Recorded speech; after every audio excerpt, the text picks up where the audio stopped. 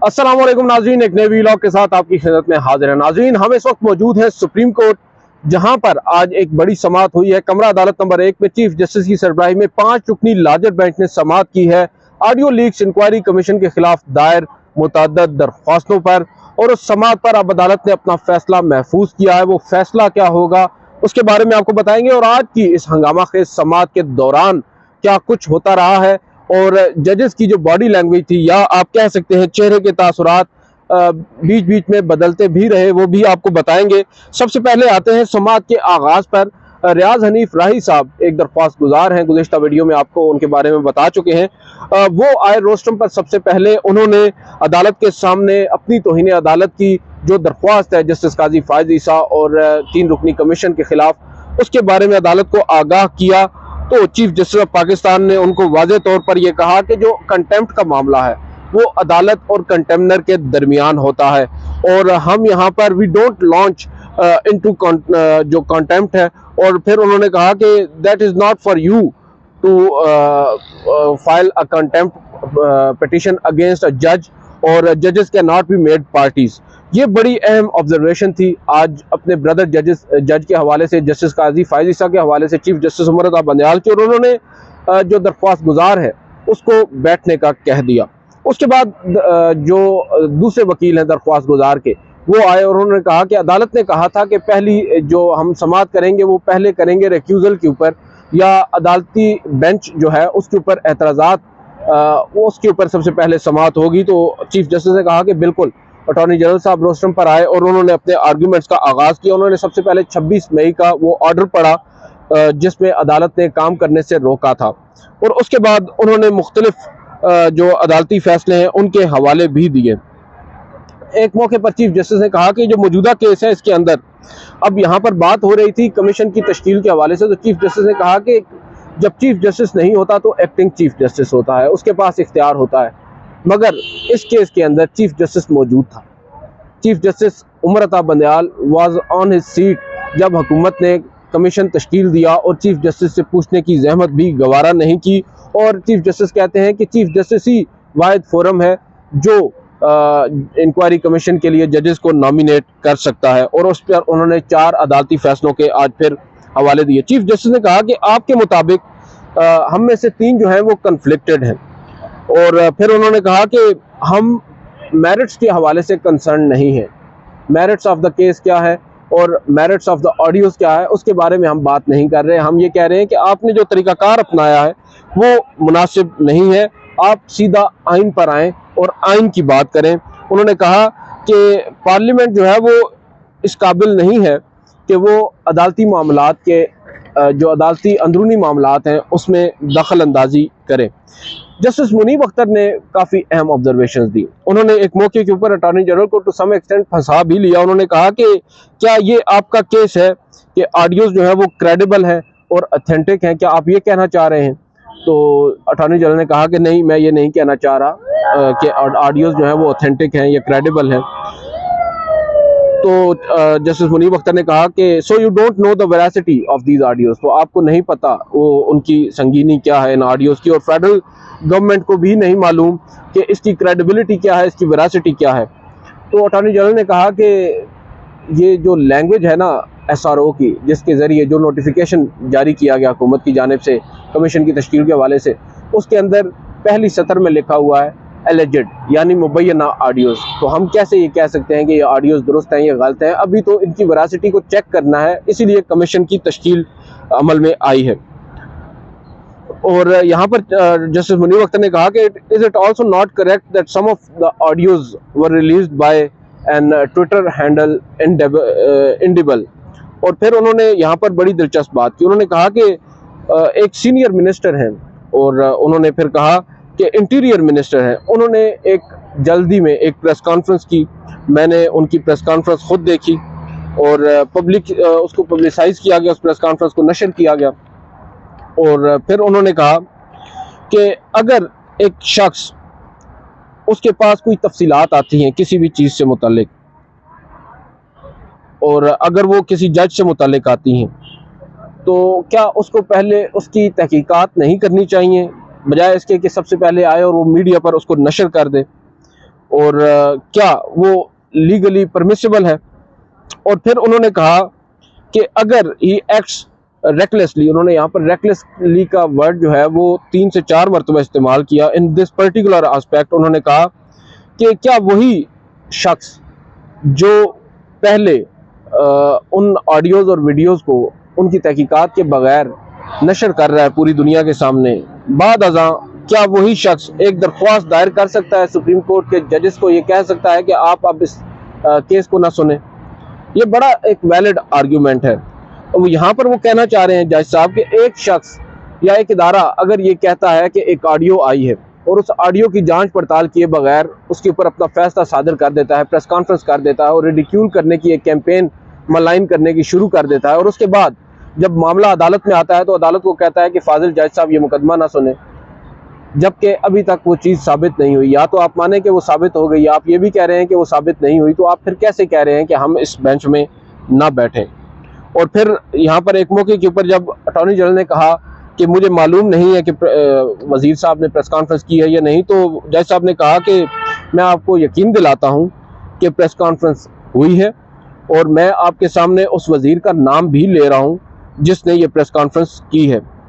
और यहाँ पर जो अटॉर्नी जनरल ने उन्होंने कहा है कि जो एक वज़ीर का स्टेटमेंट है उसको आप काबीना से नहीं जोड़ सकते, वो काबीना का कलेक्टिव स्टेटमेंट या उसकी रिस्पॉन्सिबिलिटी नहीं है। तो यहाँ पर जो अटॉर्नी जनरल साहब जो जस्टिस मुनीब अख्तर हैं, उन्होंने कहा है कि देखें, जो वज़ीर होता है वो आपके पीएम को और आपकी कैबिनेट को रिप्रेजेंट कर रहा होता है।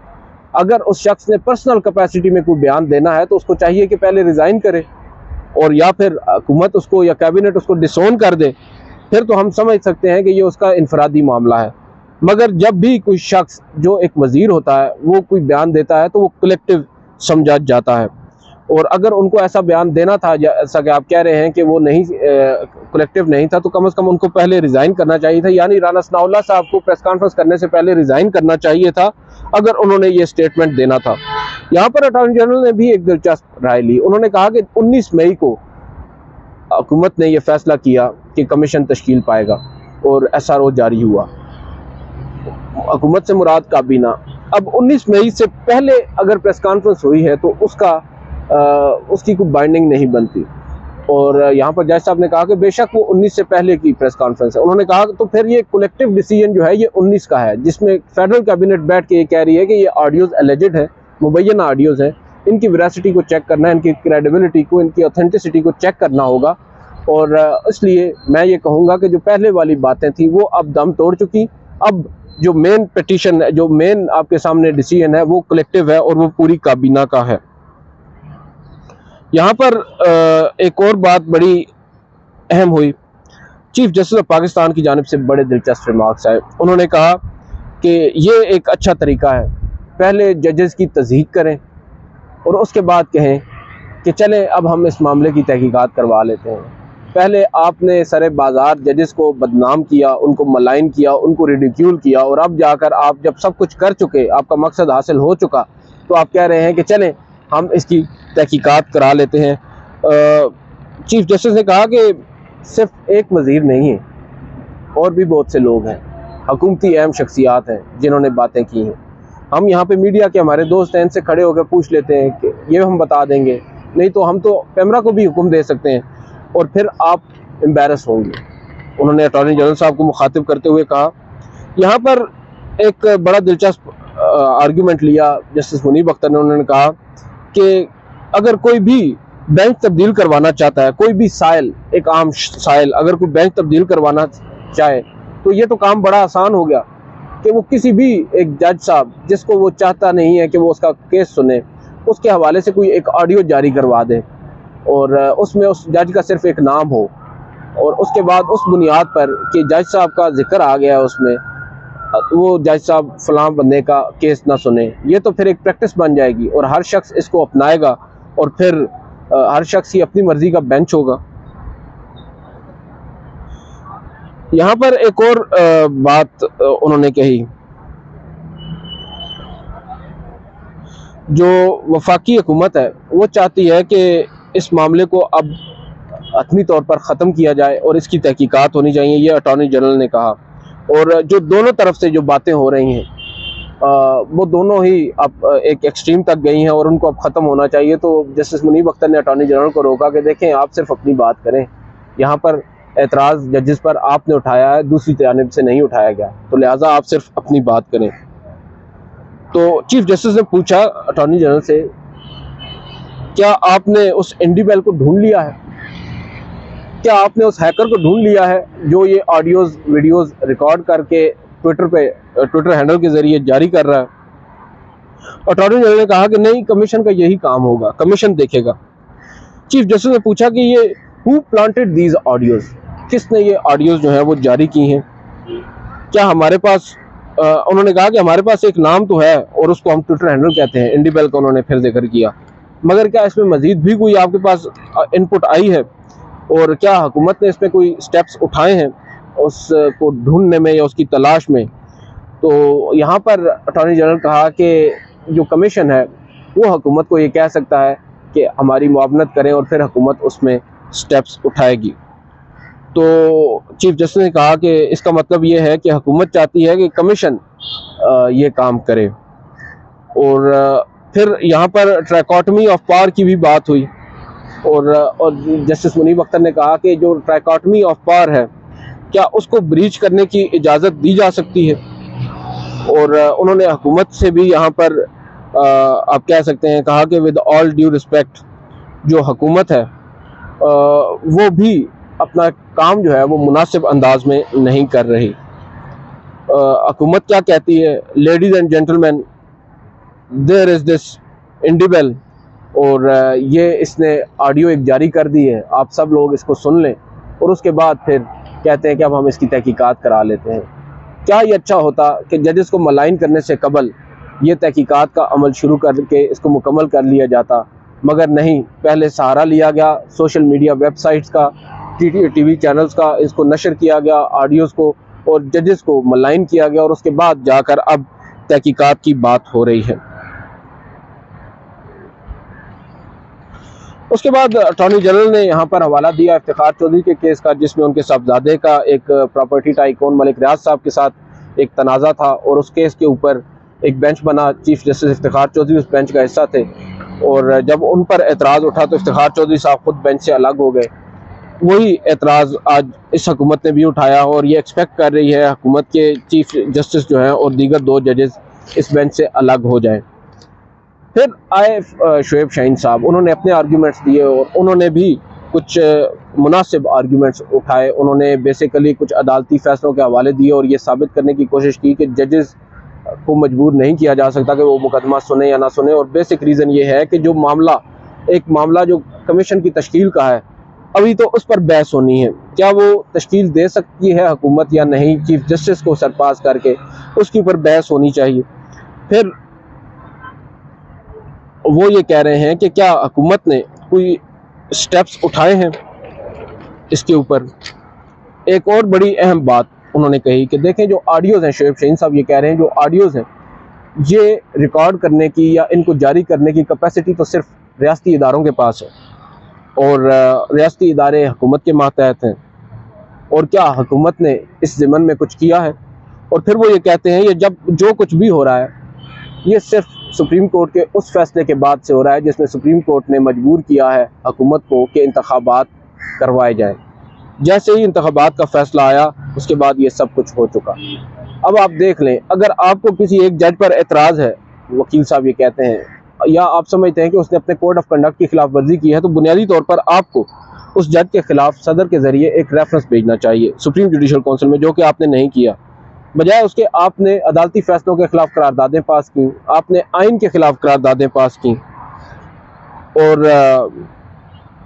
फिर उसके बाद उन्होंने कुछ मजीद भी आर्ग्यूमेंट्स यहाँ पर लिए। ह्यूमन राइट्स की वायलेशन की बात की, 85 साल के एक वालिद को, एक पॉलिटिकल लीडर के एक वालिद को उठाया, उसकी बात की। और यहाँ पर जब शोएब शाहीन साहब अपने आर्ग्यूमेंट्स कंक्लूड कर चुके तो अमानुल्लाह कंदरानी जो कि एक सीनियर वकील हैं वो आए और वो रिप्रेजेंट कर रहे थे इंक्वायरी कमीशन को। वो जब आए तो चीफ जस्टिस ने उनको बैठने का कह दिया, उनको कहा कि आपको हम नहीं सुन रहे, क्योंकि अभी मेरिट्स पर बात नहीं हो रही, अभी सिर्फ और सिर्फ जो एतराज़ात हुकूमत की जानिब से उठाए गए हैं उन पर बात हो रही है। बहरहाल अदालत ने अब तमाम वकला को सुनने के बाद फैसला महफूज किया और ये फैसला सिर्फ और सिर्फ इस बेंच की असर नौ तश्कील के हवाले से होगा। क्या बेंच असर नौ तश्कील पाएगा या यही बेंच जारी रहेगा, समाअत करता रहेगा, इसका फैसला अब सुप्रीम कोर्ट करेगी। आज करेगी, कल करेगी, ये वाजे हो जाएगा। और चीफ जस्टिस ने कहा है कि हम सोच विचार करेंगे तमाम आर्ग्यूमेंट्स पर। फिर उन्होंने कॉम्प्लीमेंट्स दिए वकला को और उनकी इज़्ज़त अफजाई की कि आप लोगों ने बड़ा मुनासिब अंदाज में हमें समझाया है अपना केस। अब देखते हैं इस पर सुप्रीम कोर्ट क्या मौक़िफ़ अपनाती है। आज की इस वीडियो में इतना ही। आपसे अगली वीडियो मुलाकात करेंगे। इजाज़त दीजिए। अल्लाह हाफ़िज़।